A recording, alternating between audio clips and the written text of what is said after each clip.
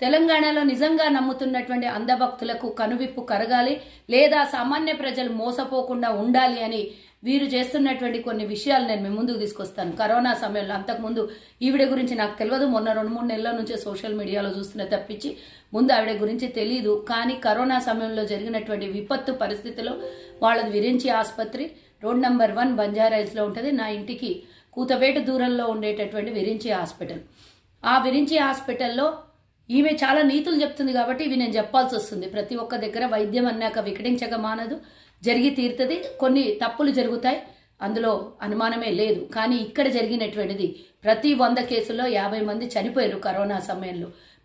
చాలా వీళ్ళ మీద ఉన్నటువంటి ఎలిగేషన్స్ ఇన్ని అన్నీ కాదు. 6 నెలలు మరి హాస్పిటల్కి లైసెన్స్ క్యాన్సిల్ చేస్తామని మరి కేసు కూడా పెట్టడం జరిగింది. వీళ్ళకి 6 నెలలు ఆసుపత్రికి కూడా పర్మిషన్లు తీసేసినటువంటి విషయం మనం గమనించాలి. మరి ఎందుకు జరిగిందమ్మా? 100 మందిలో 50 మంది అన్న హిందువులు ఉండిండొచ్చు కదా, 50 మందిలో 25 మంది హిందువులు చనిపోయి ఉండొచ్చు కదా కరోనా సమయంలో. నేను అడిగేది ఒకే ఒక ప్రశ్న, లక్షల రూపాయలు దోపిడీ చేసి హిందువుల దగ్గర మీరు తీసుకున్నటువంటి వసూలు చేసినటువంటి డబ్బు 100 కోట్లు, అవునా కాదా? చరిత్ర తీద్దాం కావాలంటే, అప్పటి రికార్డులు ఏమన్నా ఉంటే చూపించాల్సినటువంటి అవసరం ఉంది.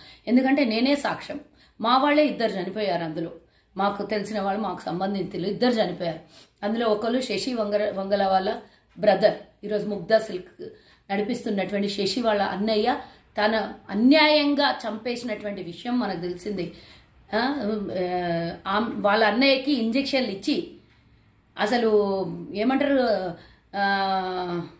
ఆయనకు సంబంధించినటువంటి రికార్డు కూడా పూర్తిగా తొలగించి, డేటా తొలగించి, ఆరోగ్య విషయంలో వాళ్ళు ట్రీట్మెంట్ చేసినటువంటి విషయము రికార్డు తొలగించి ఎందుకు చేయాల్సి వచ్చింది? పైగా వీళ్ళ మీద కేసులు పెట్టారు. ఎందుకు పెట్టాల్సి వచ్చింది?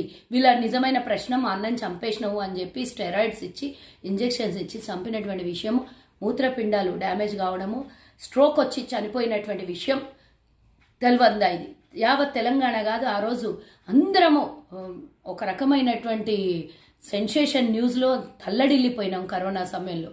మరి ఆ టైంలో కేటీఆర్ని తీసుకొని తనకు అంటే పాజిటివ్గా వచ్చేటట్టుగా ఆనాడు ఉన్నటువంటి ప్రభుత్వంలో కేటీఆర్ వీళ్ళకి ఎందుకు సహకరించాల్సి వచ్చింది? ఆ విషయం ఒకసారి తెలియాలి. మరి ఎందుకు వాళ్ళ కుటుంబ సభ్యుల్ని ప్రశ్నిస్తే ఎందుకు అరెస్ట్ చేయించాల్సి వచ్చింది? ఈమె చెప్పాల్సినటువంటి అవసరం ఉన్నది. అంతేకాకుండా భద్రాచల నివాసి అయినటువంటి మాజీ చైర్మన్ అయినటువంటి వాళ్ళు ఇదే ఆసుపత్రిలో చనిపోయినరా లేదా?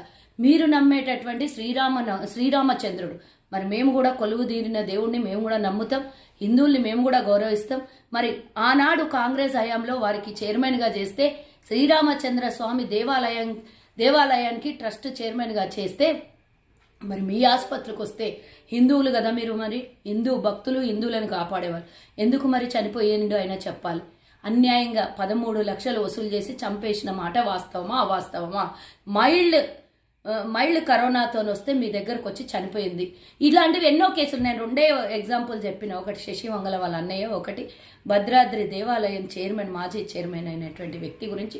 2 మా వాళ్ళు నాకు బాగా క్లియర్గా తెలుసు కాబట్టి చెప్తున్నా, తెలియని ఎన్నో ఉన్నాయి.